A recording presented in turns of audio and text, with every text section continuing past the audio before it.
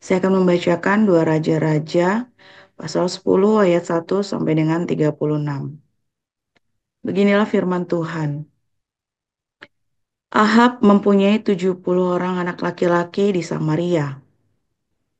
Yehu menulis surat dan mengirimnya ke Samaria kepada pembesar kota itu, kepada para tua-tua dan kepada para pengasuh anak-anak Ahab.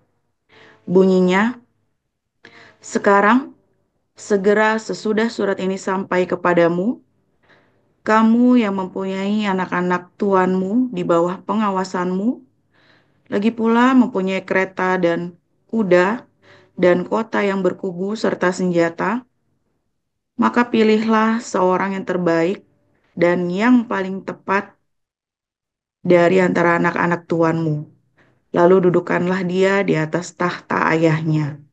Kemudian berperanglah membela keluarga tuanmu. Tetapi mereka sangat takut dan berkata, sedangkan kedua raja itu tidak dapat bertahan menghadapinya. Bagaimana mungkin kita ini dapat bertahan? Sebab itu kepala istana dan kepala kota, juga para tua-tua dan para pengasuh, mengirim pesan kepada Yehu. Bunyinya, kami ini hamba-hambamu, dan segala yang kau katakan kepada kami akan kami lakukan. Kami tidak hendak mengangkat seseorang menjadi raja. Lakukanlah apa yang baik menurut pemandanganmu. Kemudian Yehu menulis surat untuk kedua kalinya kepada mereka. Bunyinya, jika kamu memihak kepadaku dan mau menurut perkataanku, ambillah kepala anak-anak tuanmu dan datanglah kepadaku besok kira-kira waktu ini ke Yisrael. Adapun ke-70 anak raja itu tinggal bersama-sama orang-orang besar di kota itu yang mendidik mereka. Tatkala surat itu sampai kepada mereka, mereka mengambil anak-anak raja itu, menyembelih ke-70 orang itu, menaruh kepala orang-orang itu ke dalam keranjang, dan mengirimkan semuanya kepada Yehu di Yisrael. Ketika suruhan datang memberitahukan kepadanya, telah dibawa orang kepala anak, telah, maaf, ulang, telah dibawa orang kepala anak-anak raja itu. Berkatalah Yehu, susunlah semuanya menjadi 2 timbunan di depan pintu gerbang sampai pagi. Pada paginya keluarlah Yehu, berdirilah ia, lalu berkata kepada segenap orang banyak, kamu ini tidak bersalah. Memang akulah yang telah mengadakan persepakatan melawan tuanku dan telah membunuh dia. Tetapi semua orang ini, siapakah yang membunuh mereka? Ketahuilah sekarang bahwa firman Tuhan yang telah diucapkan Tuhan tentang keluarga Ahab tidak ada yang tidak dipenuhi. Tuhan telah melakukan apa yang difirmankannya dengan perantaraan Elia, hambanya. Lalu Yehu membunuh semua orang yang masih tinggal dari keluarga Ahab yang di Yisrael, juga semua orang besarnya, orang-orang kepercayaannya, dan imam-imamnya. Tidak ada padanya seorang pun yang ditinggalkan Yehu hidup. Kemudian bangkitlah Yehu pergi ke Samaria, di jalan dekat Bet Eket, perkampungan para gembala. Bertemulah ia dengan sanak saudara Ahazia, Raja Yehuda. Lalu ia berkata, siapakah kamu ini? Jawab mereka, kami adalah sanak saudara Ahazia, dan kami datang untuk memberi salam kepada anak-anak raja dan anak-anak ibu suri. Berkatalah Yehu, tangkaplah mereka hidup-hidup. Lalu ditangkaplah mereka hidup-hidup dan disembelih dekat perigi Bet Eket, 42 orang. Dan tidak ada seorang pun ditinggalkannya hidup daripada mereka. Setelah pergi dari sana, bertemulah ia dengan Yonadab bin Rekab yang datang menyongsong dia. Ia memberi salam kepadanya serta berkata, "Apakah hatimu jujur kepadaku seperti hatiku terhadap engkau?" Jawab Yonadab, "Ya, jika ya, berilah tanganmu." Maka diberinyalah tangannya. Lalu Yehu mengajak dia naik ke sampingnya ke dalam kereta. Berkatalah Yehu, "Marilah bersama-sama aku, supaya engkau melihat bagaimana giatku untuk Tuhan." Demikianlah Yehu membawa dia dalam keretanya. Setelah Yehu sampai di Samaria, maka ia membunuh semua orang yang masih tinggal dari keluarga Ahab di Samaria. Ia memunahkannya sesuai dengan firman yang diucapkan Tuhan kepada Elia. Kemudian Yehu mengumpulkan seluruh rakyat, lalu berkata kepada mereka, "Adapun Ahab masih kurang beribadah kepada Baal, tetapi Yehu mau lebih hebat beribadah kepadanya. Oleh sebab itu, panggillah menghadap aku semua nabi Baal, semua orang yang beribadah kepadanya, dan semua imamnya. Seorang pun tidak boleh tidak hadir. Sebab aku hendak mempersembahkan korban yang besar kepada Baal. Setiap orang yang tidak hadir tidak akan tinggal hidup. Tetapi perbuatan ini adalah akal Yehu, supaya ia membinasakan orang-orang yang beribadah kepada Baal." Selanjutnya Yehu berkata, "Tentukanlah hari raya perkumpulan kudus bagi Baal." Lalu mereka memaklumkannya. Yehu mengirim orang ke seluruh Israel. Maka datanglah seluruh orang yang beribadah kepada Baal. Tidak seorang pun yang ketinggalan. Lalu masuklah semuanya ke dalam rumah Baal, sehingga rumah itu penuh sesak dari ujung ke ujung. Kemudian berkatalah Yehu kepada orang yang mengepalai gudang pakaian, "Keluarkanlah pakaian untuk setiap orang yang beribadah kepada Baal." Maka dikeluarkannyalah pakaian bagi mereka. Sesudah itu masuklah Yehu dan Yonadab bin Rekab ke dalam rumah Baal. Lalu berkatalah ia kepada orang-orang penyembah Baal di situ, "Periksalah dan lihatlah, supaya jangan ada di antara kamu di sini seorang pun dari hamba-hamba Tuhan, melainkan hanya orang-orang yang beribadah kepada Baal." Lalu masuklah mereka untuk mempersembahkan korban sembelihan dan korban bakaran. Adapun Yehu telah menempatkan 80 orang di luar dan telah berkata, "Siapa yang membiarkan lolos seseorang pun dari orang-orang yang kuserahkan ke dalam tanganmu, nyawalah ganti nyawa orang itu." Setelah Yehu selesai mempersembahkan korban bakaran, berkatalah ia kepada bentara-bentara dan kepada perwira-perwira, "Masuklah, bunuhlah mereka, seorang pun tidak boleh lolos." Maka dibunuhlah mereka dengan mata pedang, lalu mayatnya dibuang. Kemudian masuklah bentara-bentara dan perwira-perwira itu ke gedung rumah Baal. Mereka mengeluarkan tiang berhala rumah Baal itu, lalu dibakar. Mereka merobohkan tugu berhala Baal itu, merobohkan juga rumah Baal, dan membuatnya menjadi jamban. Begitulah sampai hari ini. Demikianlah Yehu memunahkan Baal dari Israel. Hanya Yehu tidak menjauh dari dosa-dosa Yerobeam bin Nebat yang mengakibatkan orang Israel berdosa pula, yakni dosa penyembahan anak-anak lembu emas yang di Betel dan yang di Dan. Berfirmanlah Tuhan kepada Yehu, oleh karena engkau telah berbuat baik dengan melakukan apa yang benar di mataku, dan telah berbuat kepada keluarga Ahab tepat seperti yang dikehendaki hatiku, maka anak-anakmu akan duduk di atas tahta Israel sampai keturunan yang keempat. Tetapi Yehu tidak tetap hidup menurut hukum Tuhan, Allah Israel, dengan segenap hatinya. Ia tidak menjauh dari dosa-dosa Yerobeam yang mengakibatkan orang Israel berdosa pula.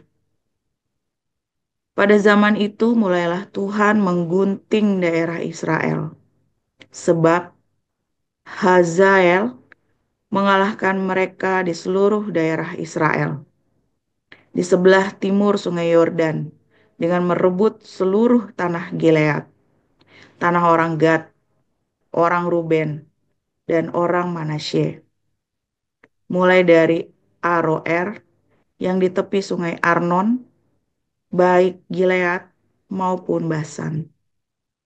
Selebihnya dari riwayat Yehu dan segala yang dilakukannya dan segala kepahlawanannya, bukankah semuanya itu tertulis dalam kitab sejarah raja-raja Israel? Kemudian Yehu mendapat perhentian bersama-sama dengan nenek moyangnya, dan ia dikuburkan di Samaria. Maka Yoahas, anaknya, menjadi raja menggantikan dia. Adapun lamanya Yehu menjadi raja atas Israel di Samaria adalah 28 tahun. Demikian firman Tuhan. Lanjut, Pak Uragil. Ya, saya lanjutkan di 2 Korintus 6 ayat 1 sampai 18. Sebagai teman-teman sekerja, kami menasihatkan kamu supaya kamu jangan membuat menjadi sia-sia kasih karunia Allah yang telah kamu terima. Sebab Allah berfirman, pada waktu aku berkenan, aku akan mendengarkan engkau. Dan pada hari aku menyelamatkan, aku akan menolong engkau. Sesungguhnya, waktu ini adalah waktu perkenaan itu. Sesungguhnya, hari ini adalah hari penyelamatan itu. Dalam hal apapun kami tidak memberi sebab orang tersandung, supaya pelayanan kami jangan sampai dicela. Sebaliknya, dalam segala hal kami menunjukkan bahwa kami adalah pelayan Allah, yaitu dalam menahan dengan penuh kesabaran dalam penderitaan, kesesakan, dan kesukaran, dalam menanggung dera, dalam penjara dan kerusuhan, dalam berjerih payah, dalam berjaga-jaga dan berpuasa, dalam kemurnian hati, pengetahuan, kesabaran, dan kemurahan hati, dalam Roh Kudus dan kasih yang tidak munafik, dalam pemberitaan kebenaran dalam kekuasaan Allah, dengan penggunaan senjata-senjata keadilan untuk menyerang ataupun untuk membela, ketika dihormati dan ketika dihina, ketika diumpat atau ketika dipuji, ketika dianggap sebagai penipu, namun dipercaya, sebagai orang yang tidak dikenal, namun terkenal, sebab orang yang nyaris mati dan sungguh kami hidup, sebagai orang yang dihajar, namun tidak mati, sebagai orang berduka cita, namun senantiasa bersuka cita, sebagai orang miskin, namun memperkaya banyak orang, sebagai orang yang tak bermilik sekalipun kami miliki segala sesuatu. Hai orang Korintus, kami telah berbicara terus terang kepada kamu. Hati kami terbuka lebar-lebar bagi kamu. Dan bagi kamu ada tempat yang luas dalam hati kami. Tetapi bagi kami hanya tersedia tempat yang sempit di dalam hati kamu. Maka sekarang, supaya timbal balik, aku berkata seperti kepada anak-anakku, bukalah hati kamu selebar-lebarnya. Janganlah kamu merupakan pasangan tidak seimbang dengan orang-orang yang tak percaya. Sebab persamaan adalah sebab persamaan apakah terdapat antara kebenaran dan kedurhakaan? Atau bagaimanakah terang dapat bersatu dengan gelap? Persamaan apakah yang terdapat antara Kristus dan Belial? Apakah bagian bersama orang-orang percaya dengan orang-orang tak percaya? Apakah hubungan bait Allah dengan berhala? Karena kita adalah bait dari Allah yang hidup menurut firman Allah ini. Aku akan diam bersama-sama dengan mereka dan hidup di tengah-tengah mereka, dan aku akan menjadi Allah mereka, dan mereka akan menjadi umatku. Sebab itu, keluarlah kamu dari antara mereka, dan pisahkanlah dirimu dari mereka, firman Tuhan. Dan janganlah menjamah apa yang najis, maka aku akan menerima kamu, dan aku akan menjadi bapakmu, dan kamu akan menjadi anak-anakku laki-laki dan anak-anakku perempuan. Demikianlah firman Tuhan yang Maha Kuasa. Amin.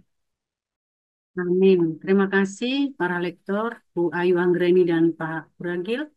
Kita akan mendengarkan renungan pada pagi hari ini yang dibawakan oleh Gembala kita, Dr. Joseph Pauljang, dengan judul Kamu Kafir. Silakan Pastor Paul.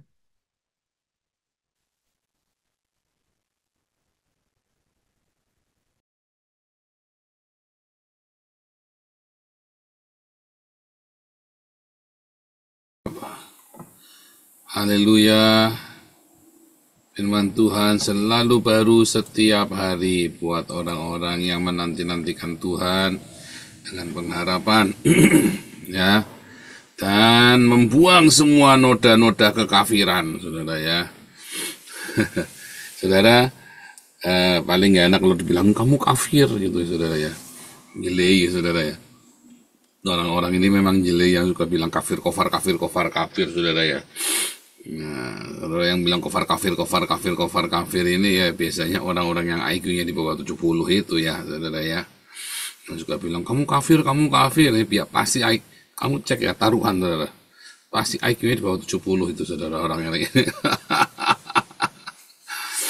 Ya, saudara, karena orang-orang yang IQ-nya di atas 70, apalagi udah 120, biasanya nggak suka ngafir-ngafirin orang ya.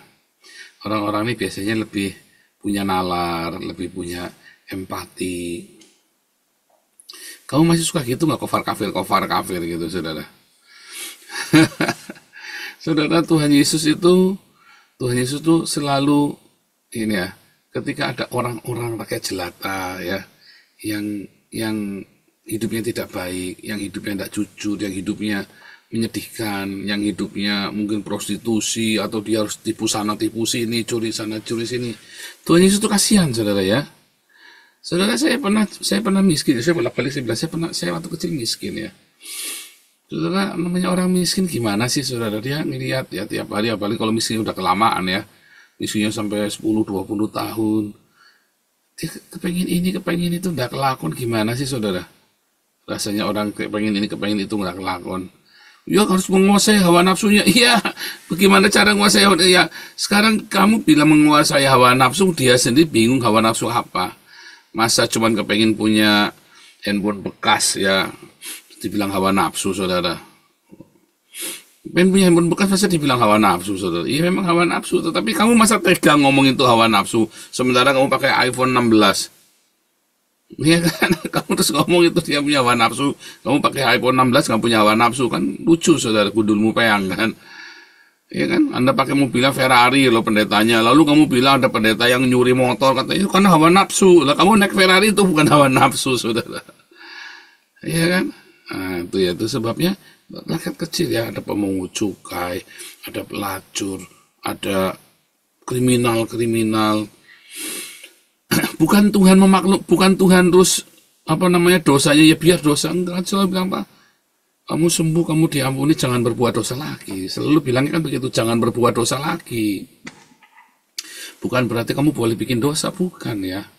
Nah, seringkali jangan disalahartikan. Saya tidak suka menghakimi orang-orang yang ada dalam komunitas kita, saudara ya. Saya tidak suka menghakimi, tapi jangan nantang, saudara. Ya kan? Jangan nantang. Jangan kamu mempertontonkan seakan-akan karena kita tidak menghakimi, oh kalau gitu boleh dong kita cabul-cabulan begitu. Nggak boleh, jangan nantang. Ketika kita tidak menghakimi, bukan berarti kita terus membiarkan kalau kamu bikin cabul, kalau kamu mau korupsi, kalau kamu mau jahat, kalau kamu mau kurang ajar. Ya bukan, saudara. Tetapi kita mengerti mengapa ada motif-motif itu di dalam itu. Mengapa kamu masih ada. Sini ya. Saya sering kali ngelihat ya, kita ada jemaat ya di Den Haag ini ya. Ada yang suka utang terus ya, padahal dengarkan firman Tuhan tiap minggu. Tapi orang suka utang lagi. Ya, saya sih memahami ya, saya tidak menghakimi dia. Ada sesuatu pergumulan dalam hidupnya dia nggak selesai. Kenapa masih utang ya? Utang. Utang kecil saudara, tapi utang di mana-mana utang. Sama siapa aja dia ketemu utang. Padahal firman Tuhan jelas sekali. Tetapi saya mengerti kenapa orang ini selalu utang lagi nggak kelar. Ya dia menggali masalahnya sendiri ya. Ada orang yang cabul ya, kumpul bisa sana lagi, kumpul bisa sana, kumpul lagi. Ada orang juga yang seperti itu. Ya saya sih memaklumi, tetapi bukan berarti terus dia boleh nantangin saya terus dia mau sembarangan ya, terus khotbah sekumpul kebo, khotbah seks bebas gitu, ya nggak boleh, nggak bisa saudara. Seringkali ketika kita menyingkirkan ya, supaya kita hidup kudus ya, maka kita menyingkirkan orang lain. Nah, banyak orang salah sangka saudara ya, ketika kita berkata ya, oh saya tidak akan menghakimi, bukan berarti kamu boleh hidup suka-suka kamu dan hidup dalam ketidakkudusan. Tetapi di satu pihak ketika kita sedang mendisiplin, bukan berarti kita juga membenci kamu. Ya, ketika saya berkata tidak, nggak bisa, bukan berarti kita benci. Ya kan, ada beberapa orang saya tegur saudara yang suka pinjam utang-utang, yang suka minta-minta, tak tegur saudara ya. Bukan berarti saya benci orangnya. Ya. Tetapi saya kasih tahu, kamu kalau caramu begitu, kamu salah nanti tambah dalam. Tetapi orang yang ditegur ini kan terus merasa saya tertolak ya. Saya dihakimi. Saya ini difitnah. Loh enggak, saya nggak ngapain saya fitnah kamu. Saya terang-terangan ngomong ke kamu kok. Oh fitnah, saya terang-terangan ngomong ke kamu kok. Ya bukan fitnah, kalau fitnah saya ngomong di belakang kamu. Saya ngomong di depan kamu terang-terangan kok. Ketika kita bilang stop, jangan dulu ya. Kamu berhenti dulu. Bukan berarti menolak orangnya. Kamu nggak usah pergi dari sini aja, tidak apa-apa, saudara ya. Tetap aja gabung. Anda yang ikut kelas evangelis, tetap aja ikut kelas evangelis. Anda yang ikut kelas-kelas kita yang lain, tetap aja tidak apa-apa. Ya. Tetapi ada saatnya saya akan potong beneran ketika memang nggak bisa diomongin. Ya malah nantang. Ya, kita cut beneran, saudara. Kan nantang. Ya, kan menantang lagi gitu ya. Kan nggak bener ya. Ketika kita cut kamu, bukan berarti kita mengusir kamu. Ya, atau ketika kamu berhenti pelayanan dengan keinginanmu sendiri, bukan berarti kamu harus keluar dari komunitas, bukan. Apalagi kalau di situ tidak ada kesalahan, tidak ada, hanya mungkin capek kayak Om Dika ini kan capek kemarin ya, stop dulu aku baru ganti kerjaan, ngerintis kafe setengah mati, bangun tidur yang nggak teratur, ya kan. Nah, setelah selesai semuanya, dah aku mau aktif lagi sekarang. Itu cerita yang berbeda, saudara. Bukan berarti ketika kamu mundur dari pelayanan, bukan berarti kamu dipotong dari pelayanan ini. Atau ketika kamu akhirnya nggak bisa bangun pagi lagi ya kan, kayak Pak Harto nih, tetap kontak. Kalau siang kita masih sering teleponan, masih sering ngobrol-ngobrol ya dengan beberapa lain. Karena kesibukan, ya karena jam biologis yang berubah. Bukan berarti terus kita benci, bukan berarti terus kita putus hubungan. Bukan berarti terus kamu minggir dari sini, kamu bukan anggota kita. Bukan, saudara ya. Banyak orang suka salah memahami hubungan-hubungan di dalam komunitas. Lalu ada orang-orang yang sengaja berbuat dosa. Ya. Kita tegur. Bukan berarti kita ngusir. Cut dari pelayanan, jangan jadi pengurus dulu ya. Bukan berarti kita ngusir, ya kamu tetap aja di sini, nggak apa-apa, nggak ada masalah. Iya kan? Tuhan Yesus aja nggak pernah ngusir, kok kita ngusir. Kecuali kamu merapat ke Islam lalu kamu nyerang-nyerang saya, ya waduh, ya kita dengan amat sangat jelas tegas gitu ya. Yang mana Amin Wijaya masuk ke orang Islam itu kita tegas, sorry kamu bukan teman kita lagi.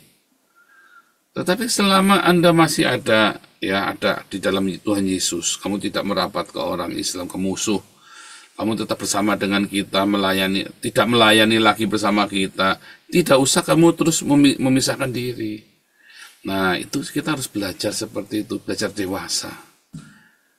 Susah nggak? Enggak, itu gampang, biasa saja, ndak usah dumeh, ndak usah kamu terus merasa kejang-kejang atau merasa nanti kamu ndak enak sungkan, ndak usah, biasa saja. Ya kan? Orang datang dan pergi, melayani, berhenti, capek, nggak cocok, itu biasa. Nggak usah terus Anda terus memutus hubungan atau enggak, ya kan? Orang itu sekarang Anda ya nggak pelayanan nih, kelihatannya semua baik-baik ya, ketemu sebulan sekali, kadang-kadang begitu Anda berinteraksi dalam meeting seminggu 2 kali 3 kali, tegang, sudah gesekan banyak. Apalagi Anda kemudian sama-sama pinter. Waduh, kalau sama-sama pinter itu biasanya gesekannya yang tidak perlu, ya. Jadi bedakan, ya. Anda harus membedakan mana kita membersihkan komunitas kita dari kecemaran. Bukan berarti orangnya minggir, bukan. Tetapi perilaku itu yang kita tolak, jangan. Dan jangan dipertontonkan di muka umum. Makanya kita stop, jangan jadi pengurus dulu. Tetapi bukan berarti Anda kita usir. Bisa nggak begitu? Susah ya. Karena gengsi kita terlalu besar. Sehingga rasanya susah. Padahal gampang banget. Gampang, nggak susah. Mak gengsi kita. Kalau aku nggak jadi pelayan, aku nggak usah disuruh sekalian. Ya kan? Sama halnya juga ya, saudara ya. Ada orang-orang, keluarga, misalnya keluarga nih. Ada keluarga, kita gesekan. Apa terus kita, udah kamu jangan di sini lagi, pergi aja. Ya kan enggak kan? Keluarga kan kalau namanya habis bertengkar ya baik lagi. Habis bertengkar baik lagi, bertengkar lagi ya baik lagi. Gak usah sungkan, gak usah gengsi. Siapa di sini kalau habis bertengkar terus Anda mutungnya 1 bulan nggak omongan, 2 bulan, aduh itu ada yang salah dengan jiwa Anda loh saudara. Ya aku mau orangnya begitu, iya berarti Anda sakit jiwa itu. Anda bertengkar terus diem-diem aja bisa 3 bulan, setahun, nanti nunggu ada insiden apa baru Anda bisa ngomong-ngomong lagi. Waduh itu Anda orang yang menderita sekali ya, anak-anak seperti ini ya. Papi saya dulu juga begitu ya, kalau habis bertengkar sama mami saya enggak ngomongnya 3 bulan. Nanti surat-suratan, ya saling nulis surat gitu ya. Nanti padahal mami saya ada di situ, di rumah itu, papi saya di rumah situ. Tapi ngomongnya nulis surat kalau malam. Ya. Jadi ya rada aneh ya saudara ya, ngomong tulis surat-suratan begitu. Tinggal ngomong saja enak. Tapi kalau ngomong terus bertengkar. Udah surat-suratan nanti salah nggak mudeng maksudnya apa. Minta dibelikan rokok, minta dibelikan sabun, minta dibelikan macam-macam, meleset. Anak gengsi. Kalau bertengkar gengsi, habis bertengkar gengsi, jangan saudara, biasakan habis bertengkar, ya sudah bertengkar saja. Jangan gengsi. Suami istri habis bertengkar, ya tetap hubungan seksual. Jangan terus habis bertengkar, udah mutung-mutungan, jangan. Anda kakak beradik habis bertengkar, ya ngobrol lagi, saling tolong-menolong lagi. Bertengkar kan saat itu saja, ya sudah. Kalau memang tadi ada ngomong yang nyelekit, Anda sadar cepat minta maaf. Sama ya, dalam komunitas juga sama ya. Dalam komunitas juga sama. Nanti kalau Anda terbiasa latihan seperti itu, nanti kamu tiba-tiba hidupnya sehat. Tiba-tiba hidupnya sehat. Ya. Dan Anda harus praktek, nyoba. Ya, nyoba nanti konflik coba, tapi jangan cari konflik. Cuman kalau jadi pengurus kan sering konflik tuh. Enggak apa-apa, biasa saja. Pokoknya Anda tahu ketika berkonflik, ya sekeras apapun Anda jangan berpikir bahwa kita ini mau musuhan. Jangan. Apapun konflik itu, Anda tetap harus dalam keadaan waras, saudara. Harus dalam keadaan, dia saudaraku, dia tidak bermaksud mencelakai aku. Aku juga tidak bermusuh, tidak benci kepada dia. Ya kalau konflik, ya konflik saja, ngobrol. masalah lain, udah coba disapa kalau habis konflik ya, habis debat yang nggak perlu ya. Tadi sorry ya, aku tadi keceplosan ngomong, udah nggak apa-apa, udah gitu saja. Mungkin ada didiamkan ya, jangan didiamkan, belajar. Mulai dari situ nanti kamu dewasa, saudara. Mengapa? Tapi ada orang-orang yang memang tidak mau ya, memutuskan untuk tidak mau, rugi sekali ya. Wah, tapi karena dia orangnya introvert Pak, memang asosial Pak. Itu menurut saya rugi sekali. Karena sebetulnya karakter demi karakter dalam hidup kita ya itu dilatih di dalam komunitas. Kamu belajar rendah hati, kamu belajar mengekspresikan cintamu, belajar jengkel, keki, sebel, tapi kamu tetap bisa mengasihi. Anda harus bisa seperti itu. Susah ya, saudara ya? Enggak. Gengsi kita yang bikin susah. Nah, dari situlah kita ngerti seberapa harga diri kita mahalnya. Ya, seberapa mahal harga diri kita. Ya, tapi kan nanti salah paham, enggak apa-apa, saudara. Yang penting Anda sendiri. Jangan ngurusi orang lain. Jangan ngurusi orang lain.